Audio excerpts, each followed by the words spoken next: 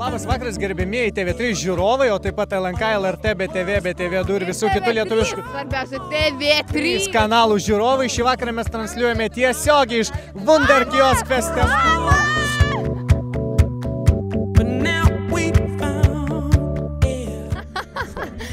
Festivalis yra aфиgenas, labai daug fainų ir draugiškų žmonių.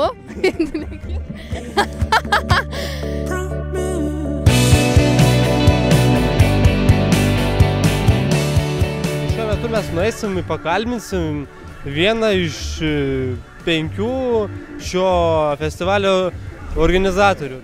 Žaidimai, bus alkotesterio žaidimas. Alkotesterio žaidimai, kas daugiau prigeria. Jo, bus 5 savanoriai ir kai laimėjęs kažką gaus. Dar nenusprendėm, bet gaus. Nu, reiškia, turėsim 5 kovinės žmonės. Jo, be abejo. Tada dar pardavinėsim žmonės. Nu, jeigu neturi tam panos ar čiuvo, bet... Tai mane jau gali skaityti, kad neturi panelės ir... Okay, tai galėsi būti pirmas kandidatas. Labai gerai. Tai vat laukiam. Super. Ačiū.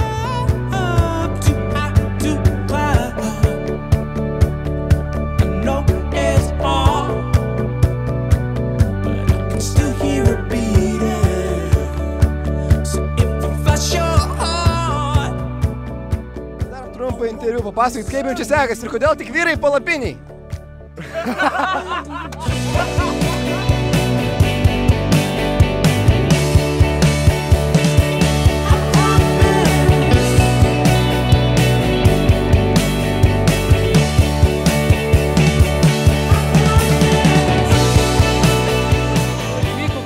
Toks vėjas, o jūs avataras negalit suvaldyti vėjo. Čia aš pats tą vėją ir sukėliau. Čia jo reikia, kad laužas susikurtų joninė. Nu, bet jis plėšų palapinės, matai, jau išordė pusę palapinių, kaip čia dabar? Avatarui tų palapinių yra.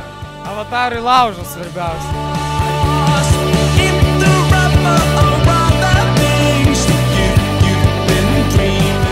Tai švęsim. Švęsim, nu tai gerai, puiku, čia buvo Monika. Jinai labai faina, jos akys labai šiandien gražios, jinai šiaip graži. Labai dėkui. Pirmas debiutas Lietuvoje. Mes visą laiką koncertavom užsienyje, taip kad sugalvojom pakoncertuoti Lietuvoje, jo, draugai irgi.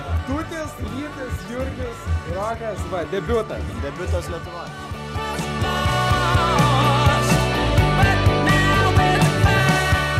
Geras festivalis todėl, kad vien tik pažįstami arba pažįstamų draugai ir nėra jokių, ta prasme, piktų žmonių.